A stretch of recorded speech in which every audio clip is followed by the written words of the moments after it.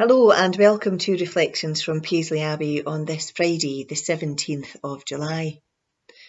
The appointed reading for today is from the Gospel of St. Luke, chapter 20.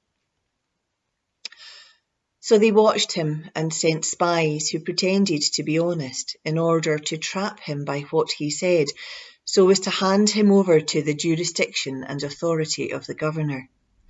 So they asked him, "Teacher, we know that you are right in what you say and teach, and you show deference to no one, but teach the way of God in accordance with truth.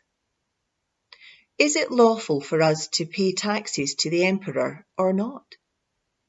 But he perceived their craftiness and said to them, "Show me a denarius.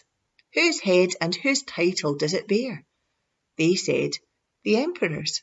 He said to them, "Then give to the emperor the things that are the emperor's, and to God the things that are God's." And they were not able in the presence of the people to trap him by what he said, and being amazed by his answer, they became silent. Amen. Sometimes we can forget just how controversial Jesus was, and how much of a rebel he was too. In this passage, we hear of secret spies being sent to trick him and tie him up with theoretical questions about who was in charge of the people.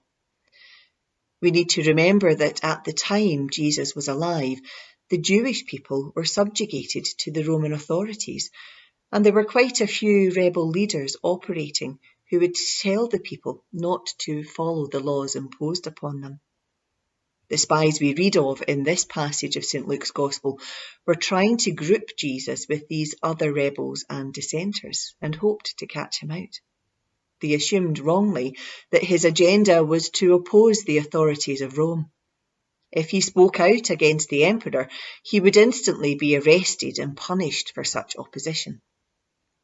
Jesus, however, whilst many of his contemporaries may have seen him as their own particular freedom fighter, had other things and other authorities in mind. He was opposing the injustices that individuals were imposing on others by their behaviour. He was against the religious authorities and their hypocritical behaviour, and about how this influenced the way people behaved. He spoke up about the actions of the average, normal individuals who contributed to unfairness through their attitudes and selfishness. It's one of the reasons he spoke in parables. They were everyday instances that the people around him would understand and relate to. Jesus' unique words about the way to live and to treat other people was opposed by both the religious and the secular authorities of the time, who were intent on maintaining the status quo, and his words still speak to us today. Let us pray. God of love, God of all people and of all times and places, we seek forgiveness for those times we have not been the prophetic voice speaking out about the injustices we see in your world today. We call to mind those occasions where we did not follow your example, where we did not act but should have. We remember the example of your beloved Son and seek ever to act as he would. Amen. And now let us join together, saying the prayer which Jesus taught to his disciples. Our Father, who art in heaven, hallowed be thy name. Thy kingdom come, thy will be done on earth as it is in heaven.